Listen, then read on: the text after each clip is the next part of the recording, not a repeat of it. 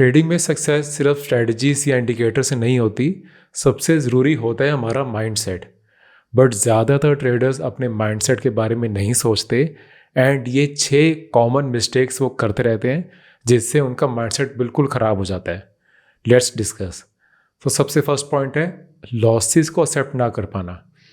जैसे ही लॉस होता है ना, ट्रेडर्स जो न्यू आते हैं मार्केट में स्पेशली वो सोचते हैं कि यार हमारा लॉस कैसे हो गया, हमने इतनी स्टडी की थी, हमने सारी स्ट्रेटजीज देखी थी, हमने इतने ज़्यादा होमवर्क करा था, हमने अपनी वॉच लिस्ट में ये स्टॉक को ऐड करा था, अब हमने बैठ के इसमें स्टॉक में एंट्री भी बिल्कुल सही पॉइंट पे ली है, फिर भी मेरा स्टॉप लॉस हिट हो गया। ये बिल्कुल कॉमन है। स्टॉप लॉस हिट होना कोई बड़ी बात नहीं है, आपका यहाँ पे स्टॉप लॉस हिट होता ही रहेगा। बट आपने हर लॉस को ना एक्सेप्ट करना सीखना है। आपने हर लॉस में इमोशनल नहीं हो जाना। आपने ये नहीं सोचना कि शायद मेरे में कोई गलती होगी, मैंने शायद स्ट्रेटजी अच्छे से अप्लाई नहीं करी, या शायद अभी मुझे और हार्ड वर्क करना है, या फिर शायद मुझे अभी कोई और स्ट्रेटजी सीखनी है, शायद मेरे में कोई प्रॉब्लम है। तो ये ना सारे डाउट्स जो है ना ये एक ट्रेडर के माइंड में आते हैं, वो आना नॉर्मल है। बट आप ये मत सोचो कि आप में कुछ गलती है। हर बार जब भी आप ट्रेड लोगे आप ये सोचना कि जो भी आप ट्रेड लेते हो वो आपके नेक्स्ट 100 ट्रेड्स में से एक ट्रेड है। तो ऐसे करके आप एक एक ट्रेड में इतना ज़्यादा टेंशन लेना छोड़ दोगे। आप बस अपना रूल फॉलो करोगे, प्रॉफिट आ गया तो भी ठीक है, लॉस हो गया तो भी ठीक है। आपने बस यही देखना होता है कि आपका लॉस छोटा रहे एंड प्रॉफिट जब भी आए वो उसको आप मैक्सिमम राइड कर पाओ। Next mistake is over trading. देखो, ओवर ट्रेडिंग आपको पता है, आई गेस अगर मैं किसी से भी बात करता हूँ, सबसे ज़्यादा बड़ी प्रॉब्लम ट्रेडर्स की यही है कि ओवर ट्रेड करते हैं। और जैसे ओवर ट्रेड करेंगे वो ऐसे सर्कल में फंस जाते हैं कि वो रुक ही नहीं पाते। एंड वो तब रुकते हैं जब उनकी कैपिटल बहुत ज़्यादा ख़त्म हो जाती है। वहाँ से फिर उनको वापस आना बहुत मुश्किल हो जाता है। तो ओवर ट्रेडिंग से बचने का सोल्यूशन क्या है?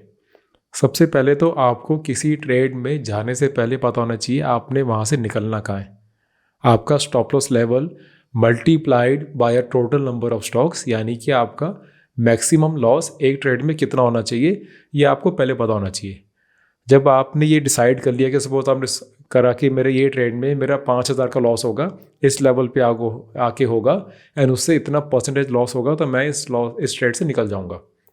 अगर आपने ये सोचा हुआ यार, आप एक्सेप्ट करते हो कि हाँ ये 5,000 का लॉस मैं अफोर्ड कर सकता हूँ, उस टाइम पे जब वो 5,000 का लॉस होता है तब आपने वो लॉस लेके निकल जाना है। आपको फिर कुछ ऐसे फील नहीं होगा कि मैंने ओवर ट्रेड करना ही करना है।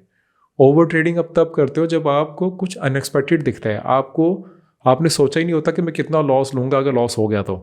एंड जब लॉस होता है आप देखते हो इतना बड़ा लॉस हो गया यार, इतना तो मैंने सोचा ही नहीं था, अब मैं क्या करूँ, चलो अब मैं इसको रिकवर कर लेता हूँ जल्दी जल्दी। उस रिकवरी के चक्कर में आप और ट्रेड करते हो एंड अगर सेकंड ट्रेड भी आपका लॉस में चले गया फिर आप वो लूप में फंस जाते हो। जब आप उस फिर ट्रेडिंग करते ही रहते हो, आपको पता नहीं चलता कब 3:30 बज गए, मार्केट ख़त्म होगी। आपको तब भी वेट होती है कि यार मैं 1-2 ट्रेड्स और करके किसी तरह आज का जो लॉस हो रहा है इसको मैं ब्रेक इवन पे करके चले जाऊं।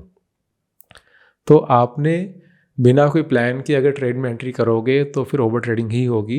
एंड अगर आपके पास अभी तक कोई स्ट्रैटेजीज नहीं है, प्लान नहीं है, चेकलिस्ट नहीं है, ट्रेडिंग जर्नल कैसे बनाने वो नहीं पता, तो आपको पता है, अब तक तो आप सबको पता है कि मेरा जो वीडियो सीरीज़ है उसका लिंक मैंने नीचे दिया होता है, आप उसमें जाके चेक कर सकते हो। मेरी ऑफिशियल ऐप डाउनलोड हो जाएगी, उसके अंदर 3 साल के लिए वो वीडियो सारी एक्टिवेट रहेंगी, आप बार बार उनको देख सकते हो।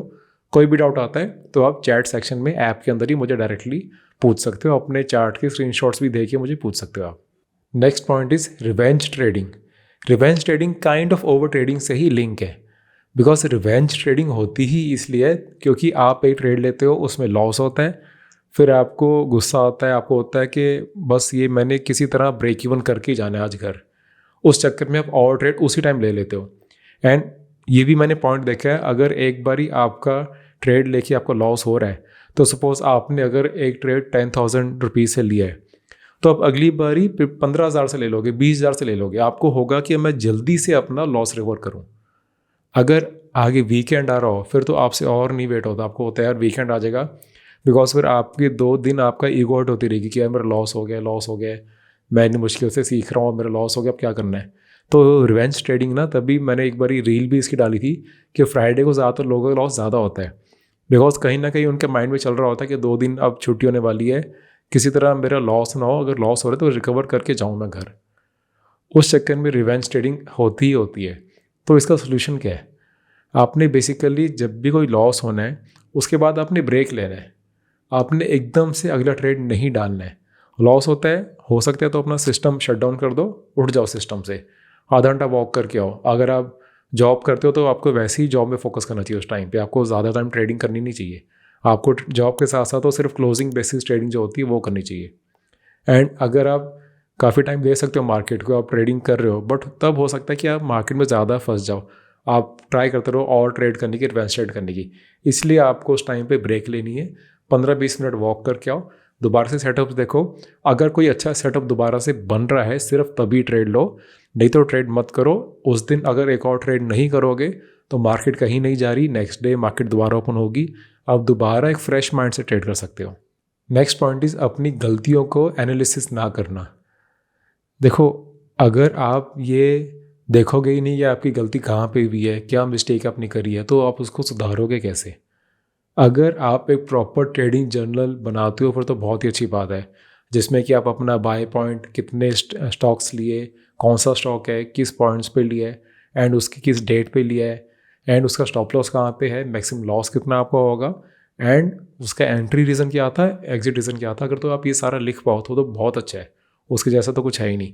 अगर आप वो नहीं लिख पा रहे, अगर आप पेपर पेन पे भी नहीं लिख पा रहे, अगर आप एक्सेल पे भी नहीं बना पा रहे, सिंपल लेज़ी मेथड यूज़ करो, जो मैं काफ़ी बार यूज़ करता हूँ। चार्ट के ऊपर ही अपनी वहीं पर ही लिख दो। अगर आप ट्रेडिंग भी फॉलो करते हो या कोई भी फॉलो करते हो, उसी पे लिख के रख दो कि ये मेरा एंट्री है, इस पॉइंट पे मेरी एंट्री करी है और इतने शेयर्स मैंने लिए और ये मेरा स्टॉप लॉस लेवल है। स्टॉप लॉस लेवल वहाँ मार्क कर दो।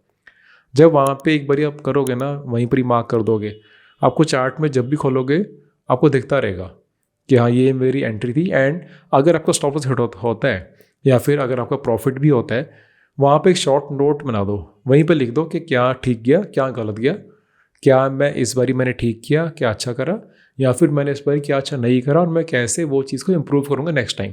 ये सब आप चार्ट के एक साइड में लिख दोगे तो अच्छा ही रहेगा। जितनी बारी आप चार्ट दोबारा 1 साल बाद 2 साल बाद खोलोगे, दोबारा अगर आप उसी स्टॉक में ट्रेड करने लगोगे तो आपको अपने पिछले नोट्स भी दिखते रहेंगे।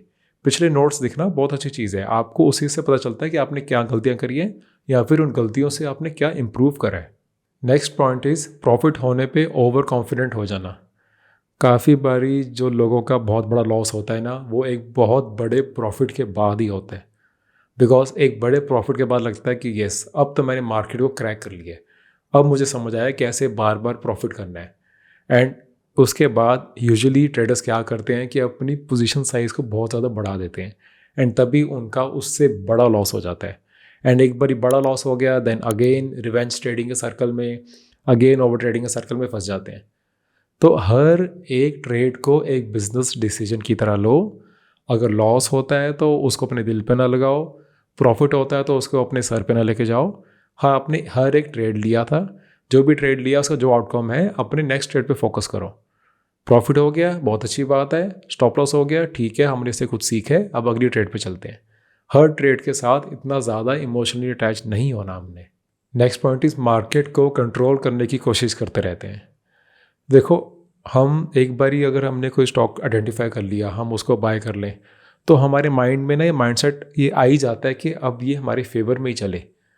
काफ़ी बारी वहीं से मार्केट रिवर्स होती है, आपका स्टॉप लॉस हिट हो रहा होता है, बट आपके माइंड में फिर भी चलता रहता है कि यार मैंने तो इसमें एनालिसिस करी थी, ये मेरे फेवर में आएगा, अभी नहीं आया, चलो कल को शायद रिवर्स होकर दोबारा प्रॉफिट में आ जाएगा, चलो परसों आ जाएगा, एक दिन बाद और वेट कर लेता हूँ, शायद अब ठीक हो जाएगा, अब ठीक हो जाएगा। तो मार्केट के साथ आपको अडेप्ट करना है, आपने अपने हिसाब से नहीं देखना मार्केट को। मार्केट जैसे है वैसे है, मार्केट सबसे ज़्यादा सुप्रीम है। आपने अपना बायस मार्केट में नहीं लेके आना है। आपने ट्रेड लिया था, आपके फेवर में नहीं चला, स्टॉप लॉस हिट हो रहा है, अपने ईगो पे ना लेके चलो उस चीज़ को, एंड अगले ट्रेड पे मूव करो, उस ट्रेड से बाहर निकल जाओ। अडेप्ट करना सीखो मार्केट के साथ, मार्केट के फ्लो के साथ चलना सीखो। इतने रिजिड होने की यहाँ पे ज़रूरत नहीं होती है। अगर आप ये 6 मिस्टेक्स को अवॉइड करोगे तो आपकी ट्रेडिंग सच में बहुत ज़्यादा इंप्रूव हो जाएगी। एंड मुझे नीचे कमेंट करके बताओ कि इनमें से कौन सी मिस्टेक है जो आप सबसे ज़्यादा करते हो, एंड बताओ कि अब आगे से आप वो कैसे नहीं करोगे, क्या आप अपनी ट्रेडिंग में चेंज करोगे। And if you like this video, please share it with one of your friend and subscribe for more videos. Thank you.